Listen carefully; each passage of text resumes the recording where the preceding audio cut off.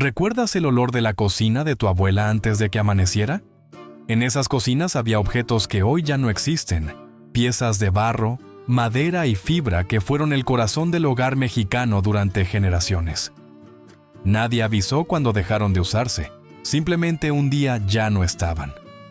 Hoy vas a descubrir 15 objetos de cocina que dejaron de usarse sin que nadie lo notara, pero que alguna vez fueron indispensables en cada casa de este país. Quédate hasta el final, porque el último objeto te va a transportar directo a la infancia con un solo recuerdo. Anafre. Antes de que existieran las estufas de gas, el fuego se hacía en una pieza de barro que olía a tierra mojada y a carbón encendido. El anafre era ese objeto redondo con 3 patas donde las abuelas cocinaban todo, desde los frijoles de olla hasta el mole de las fiestas grandes. Su origen se remonta a las culturas prehispánicas, aunque el diseño que conocemos se perfeccionó durante la colonia. En náhuatl se le llamaba Tlecuili, que significa lugar del fuego, y cada hogar mexicano tenía al menos uno en el patio o en la cocina de humo. Durante los años 40 y 50, el anafre era el centro de la vida doméstica. Las mujeres se levantaban antes del amanecer para encender el carbón y preparar el desayuno de toda la familia. El proceso era lento, requería paciencia y habilidad para controlar la llama con el aventador de palma. En los barrios populares del Distrito Federal, los anafres se vendían en los mercados de la Merced y Jamaica. Los artesanos de Oaxaca y Michoacán los fabricaban a mano, cada uno con pequeñas diferencias que los hacían únicos. Con la llegada de las estufas de petróleo en los años 60 y después las de gas en los 70, el anafre fue relegado al patio. Poco a poco dejó de usarse, hasta que un día simplemente ya no estaba. Hoy solo sobrevive en las cocinas tradicionales de algunos pueblos y en los puestos de carnitas donde el sabor del carbón sigue siendo insustituible. Pero aquella imagen de la abuela soplando las brasas al amanecer ya solo existe en la memoria. Aventador. Si el anafre era el corazón de la cocina antigua, el aventador era su compañero inseparable. Era una pieza tejida con fibra de palma en forma de abanico que servía para avivar el fuego soplando aire hacia las brasas.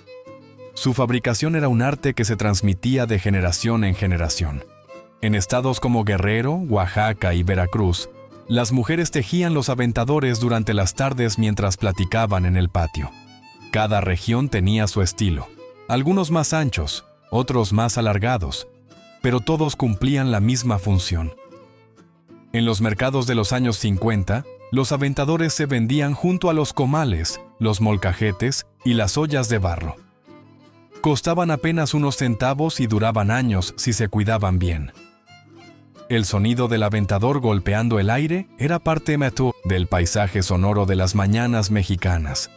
Ese ritmo constante de la palma moviéndose, el crepitar del carbón encendiéndose y el olor del humo subiendo hacia el techo de lámina.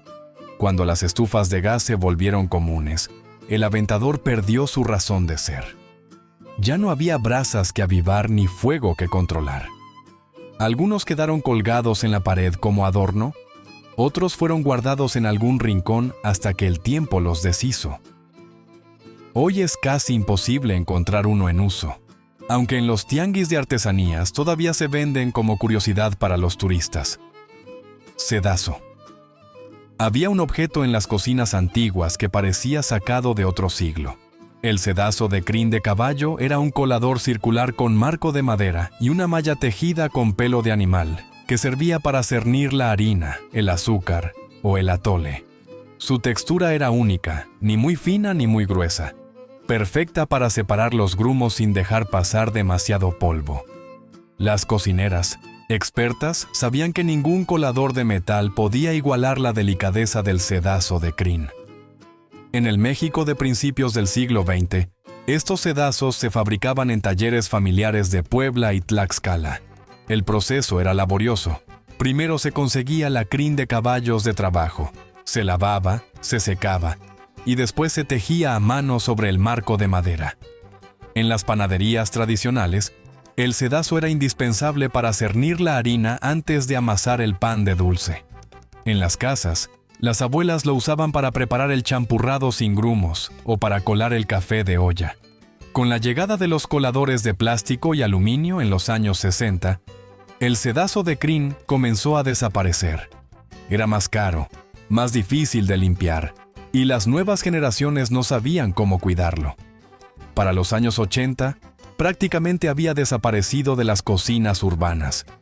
Solo en algunos pueblos del altiplano mexicano quedan artesanos que todavía los fabrican, guardando un oficio que tiene más de 200 años de historia. Chiquihuite. Esta palabra suena antigua porque lo es. El chiquihuite era una canasta tejida de carrizo o vara de sauce que servía para guardar las tortillas calientes, el pan o las frutas del mercado. Su nombre viene del náhuatl chiquihuitl, que significa cesto o canasta, y su uso está documentado desde tiempos prehispánicos. Durante siglos fue el recipiente más común en las cocinas mexicanas, mucho antes de que existieran las bolsas de plástico o los tuppers. En los años 40 y 50, cada hogar tenía varios chiquihuites de diferentes tamaños. El más pequeño guardaba las tortillas recién hechas, envueltas en una servilleta de tela bordada. Los más grandes servían para traer las compras del mercado o para guardar los elotes de la cosecha. Los artesanos de Texcoco, Toluca y la región de los lagos de Michoacán eran famosos por sus chiquihuites. Algunos tenían tapas tejidas, otros llevaban asas para cargarlos, y los más elaborados estaban decorados con patrones geométricos heredados de generaciones anteriores. El chiquihuite tenía una ventaja que ningún recipiente moderno ha logrado igualar. El tejido de carrizo permitía que el aire circulara, manteniendo las tortillas calientes pero sin que se humedecieran. Con la llegada de las tortillerías mecánicas y las bolsas de plástico en los años 70, el chiquihuite fue perdiendo su lugar. Las amas de casa preferían las servilleteras de plástico, más fáciles de lavar y más baratas de reemplazar. Hoy el chiquihuite sobrevive principalmente como pieza decorativa o en restaurantes de comida tradicional que buscan rescatar la experiencia del México antiguo. Chocolatera. El peltre fue durante décadas el material favorito de las cocinas mexicanas. Y entre todos los trastos de peltre que existieron, la chocolatera ocupaba un lugar especial. Era una olla alta y angosta, generalmente de color blanco con bordes azules o rojos, diseñada específicamente para preparar el chocolate caliente con el molinillo. Su forma alargada permitía que el molinillo girara libremente entre las palmas de las manos, creando esa espuma que era el orgullo de toda cocinera. En los años 50 y 60, la chocolatera de peltre era un regalo común para las novias que iban a casarse. Formaba parte del ajuar de cocina junto con las ollas, los jarros y los platos del mismo material. Las mañanas de invierno en el México de antes no se entienden sin el sonido del molinillo girando dentro de la chocolatera. Ese ruido de madera contra metal, el olor del cacao mezclándose con la canela y el vapor subiendo mientras la familia esperaba en la mesa.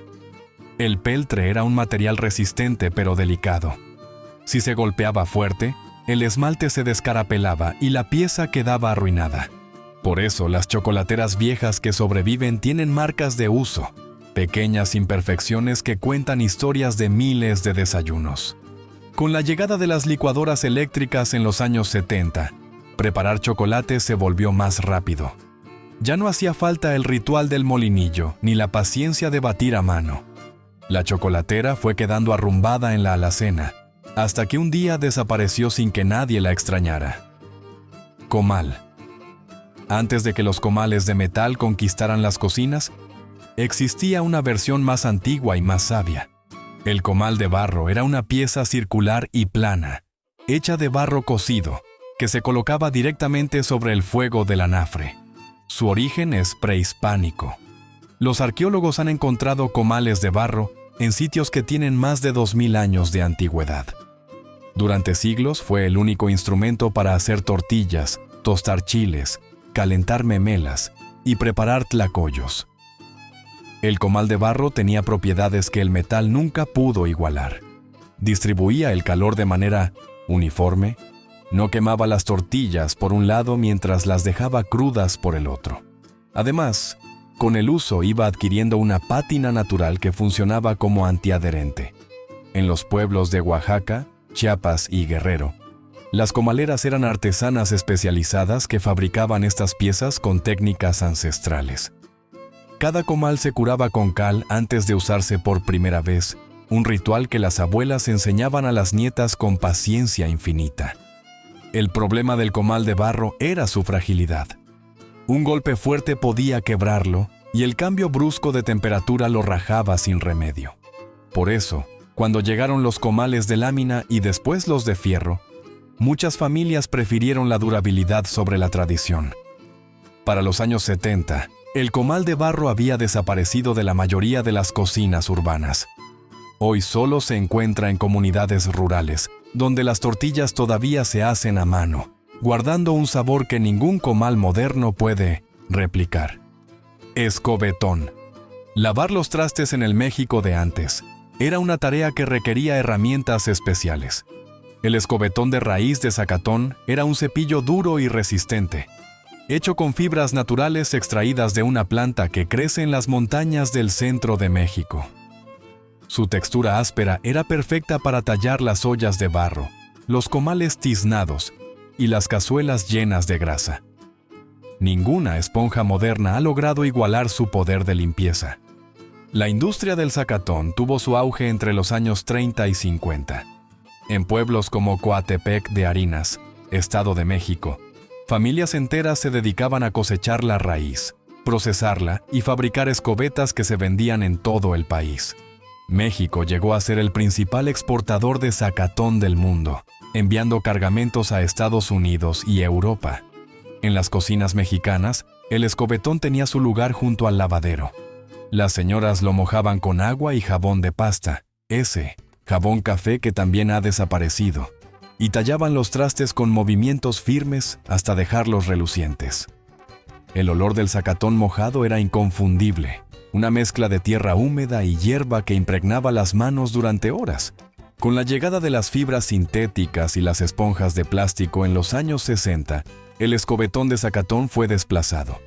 Era más barato comprar una esponja desechable que cuidar un cepillo de fibra natural. Hoy, la industria del zacatón está casi extinta, y con ella desapareció uno de los objetos más humildes, pero más útiles de la cocina mexicana. Guaje. Antes de que existieran los garrafones de plástico, el agua se guardaba en recipientes que la naturaleza misma proporcionaba. El guaje, también conocido como bule, era una calabaza seca y hueca que servía como cantimplora natural. Su uso está documentado desde tiempos prehispánicos. Los pueblos originarios descubrieron que ciertas calabazas, al secarse, formaban una cáscara dura e impermeable perfecta para almacenar líquidos. En el México rural del siglo XX, el guaje era compañero inseparable de los campesinos. Los hombres lo llevaban colgado del hombro cuando iban a trabajar la milpa. Las mujeres lo usaban para acarrear agua del pozo, y los niños bebían de él durante los recreos de las escuelas rurales. El guaje tenía una propiedad mágica que la ciencia moderna ha confirmado. La porosidad de la calabaza permitía que el agua transpirara ligeramente, manteniéndola fresca incluso bajo el sol más intenso. Por eso el agua del guaje siempre sabía mejor que la de cualquier recipiente de metal o plástico. En los mercados de los años 40, los guajes se vendían junto a las jícaras y los tecomates. Los artesanos de Oaxaca y Guerrero los decoraban con grabados o los pintaban con colores brillantes para venderlos en las ferias. Con la llegada del plástico en los años 60, el guaje fue quedando obsoleto. Las botellas eran más ligeras, no se rompían y no requerían el cuidado especial que exigía la calabaza seca. Hoy el guaje es prácticamente una pieza de museo, aunque algunos campesinos del sur todavía lo prefieren sobre cualquier invento moderno. Jícara. Si el guaje servía para transportar agua, la jícara era su hermana gemela para beberla. Era un recipiente redondo y poco profundo, hecho del fruto seco del árbol de jícaro, que funcionaba como taza, plato hondo o medidor de líquidos. Su nombre viene del náhuatl xicali, y su uso se remonta a más de 3000 años en Mesoamérica. Antes de que existiera la cerámica elaborada, las jícaras eran los utensilios más comunes para comer y beber. En el México de los años 30 y 40, las jícaras todavía formaban parte del menaje básico de muchas cocinas rurales. Se usaban para servir el atole, el pozol, el tejate y otras bebidas tradicionales que perdían su esencia si se tomaban en vasos de vidrio. Las jícaras de Chiapas y Oaxaca eran especialmente famosas. Los artesanos las decoraban con laca natural, creando diseños florales o geométricos que convertían cada pieza en una obra de arte. En Uruapan, Michoacán, la tradición de las jícaras laqueadas sigue viva hasta hoy, aunque su uso ya no es cotidiano. Lo especial de la jícara era su ligereza y su textura. Al llevarla a los labios, la sensación era completamente diferente a la del vidrio o el barro. Había algo orgánico, casi vivo, en beber de un fruto convertido en recipiente. Para los años 50, las jícaras habían sido reemplazadas por tazas de peltre y vasos de vidrio en la mayoría de los hogares urbanos. Solo en las comunidades indígenas y en algunos mercados tradicionales se siguieron usando como parte de rituales y costumbres que se resistían a morir. Molino. Este objeto merece un lugar especial en la memoria de millones de mexicanos. El molino de mano, marca Corona, era esa pieza de hierro fundido que se atornillaba a la mesa de la cocina y servía para moler maíz, café, chiles secos y todo lo que necesitara triturarse. Su diseño era sencillo pero genial. Una tolva en la parte superior donde se echaban los granos, una manivela para girar el mecanismo interno y un disco ajustable que permitía controlar lo fino o grueso de la molienda. La marca Corona, de origen colombiano, llegó a México a principios del siglo XX y se convirtió en un clásico instantáneo. Para los años 40, no había cocina mexicana que no tuviera uno de estos molinos atornillado en alguna esquina. El ritual de moler el nixtamal era una tarea que generalmente hacían los niños bajo la supervisión de la madre. Había que girar la manivela con fuerza constante mientras el maíz cocido iba saliendo convertido en masa fresca. Era un trabajo agotador pero necesario, especialmente en las casas donde se hacían tortillas a mano, todos los días. El sonido del molino Corona era inconfundible. Ese rechinar de los dientes metálicos triturando los granos, mezclado con el olor del maíz húmedo, formaba parte del paisaje sensorial de las mañanas mexicanas. Con la proliferación de los molinos eléctricos de barrio en los años 60, el molino de mano fue perdiendo su utilidad. ¿Para qué sufrir girando la manivela si por unos centavos el molinero del mercado te entregaba la masa lista? Sin embargo, muchos molinos Corona sobrevivieron décadas colgados en la pared o guardados en la bodega. Hoy se han convertido en objetos de colección, vendidos en tianguis de antigüedades a precios que habrían escandalizado a nuestras abuelas. Molinillo. De todos los objetos de esta lista, el molinillo es quizás el más reconocible. Es esa pieza de madera torneada con anillos sueltos, que servía para batir el chocolate caliente hasta formar espuma. Su diseño es una obra maestra de ingenio, artesanal. El cuerpo central es un cilindro alargado que se hace girar entre las palmas de las manos. Los anillos móviles de la parte inferior crean turbulencia en el líquido, incorporando aire y generando esa espuma que era el sello de un buen chocolate.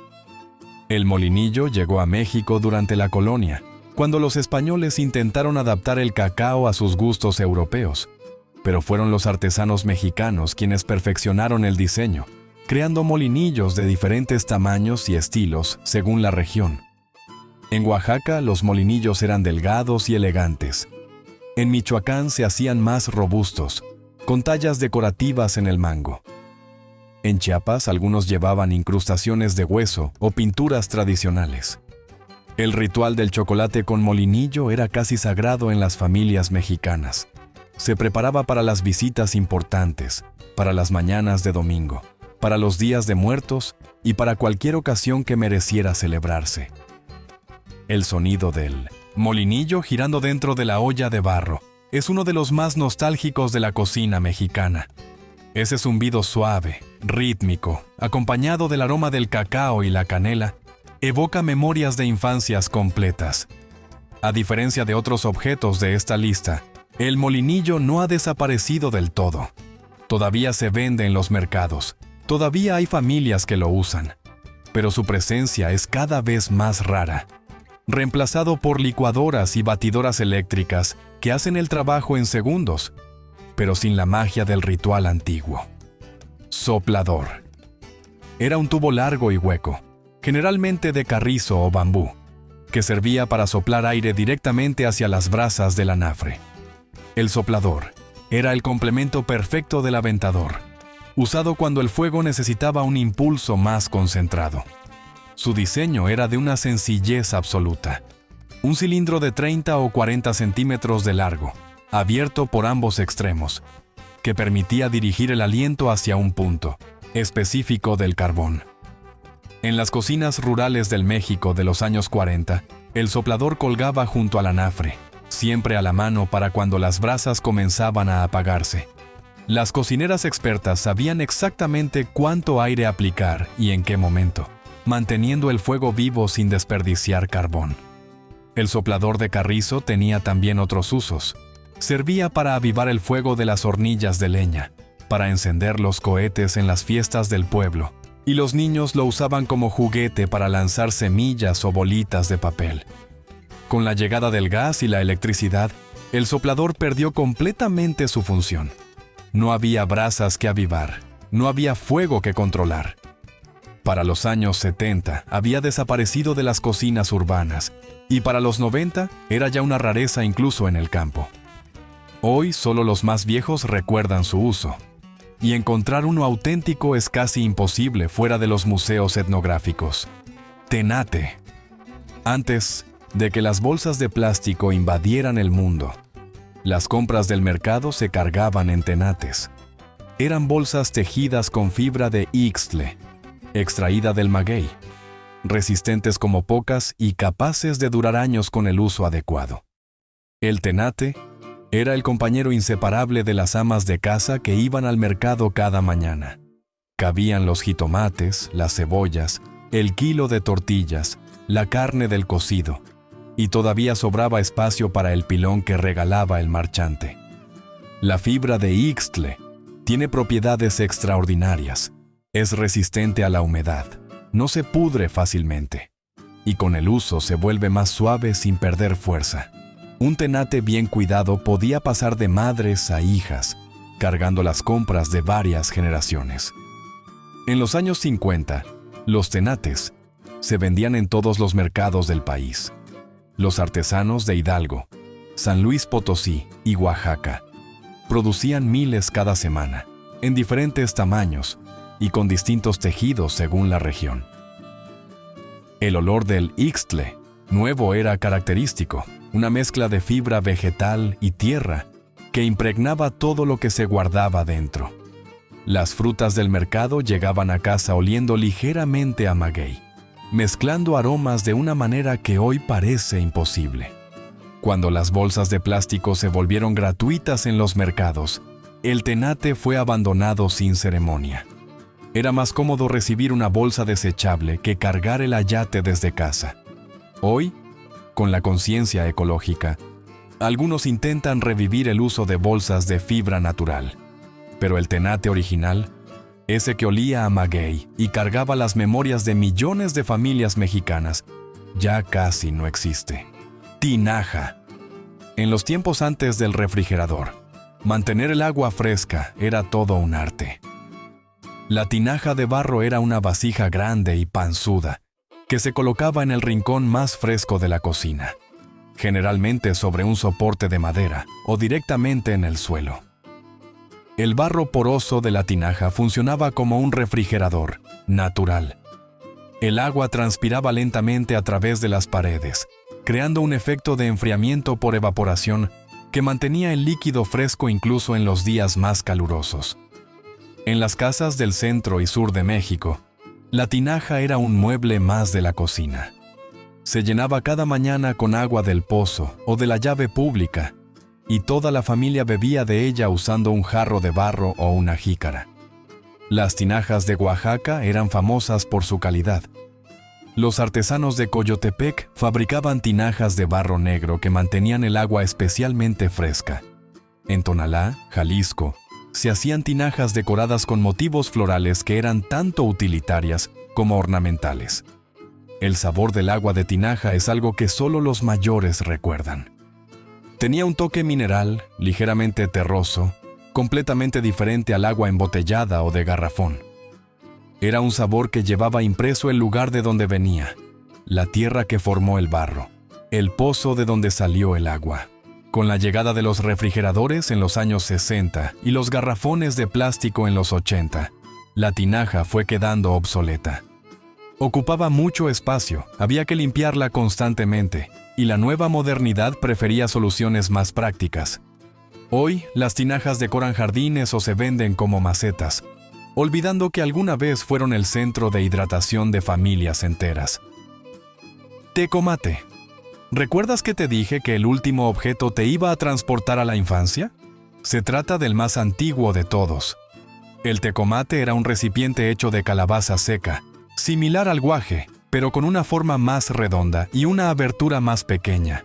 Su nombre viene del náhuatl tecomatl, que significa olla de piedra, aunque en realidad se hacía de calabaza.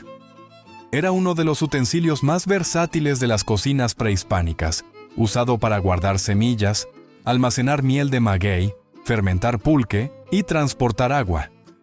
En el México rural del siglo XX, el tecomate todavía tenía múltiples usos. Los campesinos lo llevaban al campo con agua o pulque, las cocineras lo usaban para guardar la manteca o las especias, y los niños jugaban con los más pequeños como si fueran sonajas. La fabricación de un tecomate requería paciencia y conocimiento. Había que elegir la calabaza correcta, dejarla secar durante meses, vaciar su interior sin romper la cáscara y curarla para que no absorbiera olores ni sabores. En los mercados de los años 30, los tecomates se acomodaban junto a los guajes y las jícaras, formando una familia de recipientes naturales que venían directamente de la tierra. Lo especial del tecomate era su conexión con el mundo prehispánico. Usar uno era como tener en las manos un objeto que nuestros antepasados también tocaron. Una continuidad de siglos que el plástico nunca podrá ofrecer. Para los años 60, el tecomate había desaparecido casi por completo de las cocinas mexicanas. La modernidad lo consideró primitivo, obsoleto, innecesario. Pero hay quienes todavía recuerdan el sabor del agua bebida de un tecomate en una tarde de campo, fresca y pura como ninguna otra. Ese sabor a calabaza seca, a tierra, a México antiguo, que ningún vaso de vidrio puede replicar. Cada uno de estos objetos cuenta una historia que va más allá de su función. Son testigos de un México que cocinaba distinto, que vivía distinto, que tenía otro ritmo y otros valores. Las cocinas de antes no eran solo lugares para preparar comida, eran el corazón del hogar. Espacios donde las generaciones se encontraban, donde se transmitían recetas y secretos, donde el tiempo pasaba más lento y cada objeto tenía su lugar sagrado. Hoy nuestras cocinas están llenas de electrodomésticos brillantes y utensilios de plástico que se desechan sin remordimiento. Pero algo se perdió cuando dejamos de usar el metate, cuando guardamos el molinillo, cuando tiramos la última tinaja de barro. Se perdió el ritual, la paciencia, esa conexión directa entre las manos y los alimentos que hacía que cada comida fuera un acto de amor. ¿Cuál de estos objetos recuerdas de la cocina de tu abuela? Comparte este video con alguien que también creció entre comales de barro y ollas de peltre, porque la memoria se mantiene viva cuando la compartimos. Si llegaste hasta aquí, dale me gusta y suscríbete, porque cada semana viajamos juntos al México que ya no existe, pero que sigue latiendo en nuestros recuerdos.